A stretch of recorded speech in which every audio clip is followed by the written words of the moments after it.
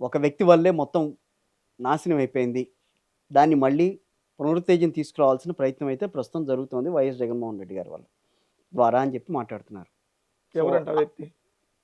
నేను పేర్లు చెప్పడం అంటే ఎందుకని, ఎవరన్నారు? ఎవరు చెప్తే నేను అంటే చెప్తాను సార్. వైఎస్ఆర్ కాంగ్రెస్ పార్టీ వాళ్ళే చాలా మంది మాట్లాడుతున్న పరిస్థితి. ఇప్పటికీ కూడా వాళ్ళు అదే మాట్లాడుతున్నారు. ఇంకా ఆయన పార్టీలో కొనసాగుతున్నాడు. మొన్న ఈ మధ్యన కాంక్లేవ్‌లో ఒక జరిగిన కాంక్లేవ్‌లో అమరావతి విషయంలో కూడా ఆయన నోరు జారాడు అని చెప్పి మళ్ళీ మాట్లాడుతున్నారు. సార్ ఎందుకు ఇంత ఈ నేను రకమైన నేను మీరు అన్నారు కాబట్టి నిజంగా ఓపెన్ గా చెప్తున్నా. ఉమ్, సజ్జల రామకృష్ణారెడ్డి గారు ఏ రోజు కూడా పార్టీ లైన్ దాటి మాట్లాడరు. మొన్న మీకు కాన్క్లేవ్ లో మాట్లాడినా, ఇంకో ఎక్కడ మాట్లాడినా జగన్మోహన్ రెడ్డి గారికి తెలియకుండా మాట్లాడరు. దిస్ ద ఫస్ట్ పాయింట్ గుర్తుపెట్టుకోవాల్సింది. ఉమ్.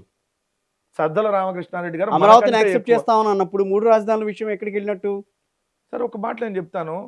ఇప్పుడు మేము ఒక డెసిషన్ తీసుకున్నాం, ఏది అన్ని ప్రాంతాలు బాగుండాలని. ఉమ్, సో మేము అమరావతి వద్దని ఆ రోజు కూడా ఎప్పుడు చెప్పలేదే. అమరావతితో కూడా మరో 2 ప్రాంతాలు బాగుండాలని కోరుకున్నాం. సో ఇప్పుడు మేము కూడా జగన్మోహన్ రెడ్డి గారు ఏం చెప్పారు, మనం మీరు ప్రెస్ కాన్ఫరెన్స్ చూడండి ఒక చూశాను. 3 months బ్యాక్. ఉమ్, అయ్యా అమరావతి లక్షల కోట్ల రూపాయలు ఇవన్నీ అయ్యే పని కాదు. ఉమ్, ఇవన్నీ రాష్ట్రానికి బడ్డను. ఆ నాగార్జున యూనివర్సిటీ దగ్గర ఆ హైవే అమ్మటో ఒక 500 ఎకరాలు 1000 ఎకరాల బిల్డింగ్ లేదు కట్టేస్తే డబ్బులు సేవ్ అవుతాయి, రాజధాని అయిపోద్ది ఉమ్, అని చెప్పాడు. ఇదే ఎస్ఆర్కే గారు కూడా చెప్పారు. ఉమ్. ఆయన ఎక్కడ లైన్ దాటి ఏ రోజు మాట్లాడరు. మరి ఎందుకు ఆరోపణలు వస్తున్నాయి ఈ రకంగా? సార్ ఒకటి మీడియా అన్నాక పొలాలు పెట్టడానికి రకరకాలు రాస్తారు. ఉమ్. మేము మా అందరికంటే ఎక్కువ కష్టపడేది పార్టీ నుంచి బయటికి వెళ్ళిన వాళ్ళంతా కూడా మాట్లాడింది అదే. అది కూడా సార్, మీడియా సృష్టి. ఒక మాట నేను చెప్తా.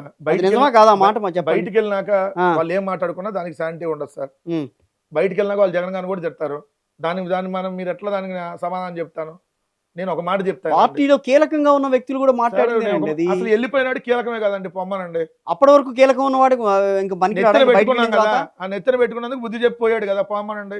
మీరు అనేది విజయసాయి రెడ్డి గురించే కదా. ఎవరో నేనేం అదే. పేర్లు చెప్పట్లేదు కదా. ఆహా, అట్ట కాదండి. వెళ్ళిన వాళ్ళంతా కూడా పార్టీ ఓడిపోయినప్పుడు నిలబడలేనాడు, అతనే నాయకుడు అవుతాడు. వదిలేనండి విజయసాయి రెడ్డి గురించి టైం వేస్ట్ మాట్లాడుకోవటం.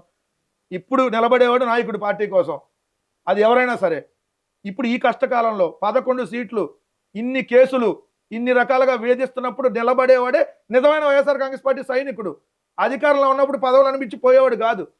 సో మీరు అన్న సజ్జల రామకృష్ణారెడ్డి గారు ఈరోజు మాకంటే ఎక్కువ కష్టపడతారు సార్, మీ అందరికీ తెలియదు. 175 నియోజకవర్గాల ఫోన్లు ఆన్సర్ చేయాల్సింది ఎస్ఆర్కే గారే. అక్కడ ఏ సమస్య ఉన్నా మాట్లాడాల్సింది ఎస్ఆర్కే గారే.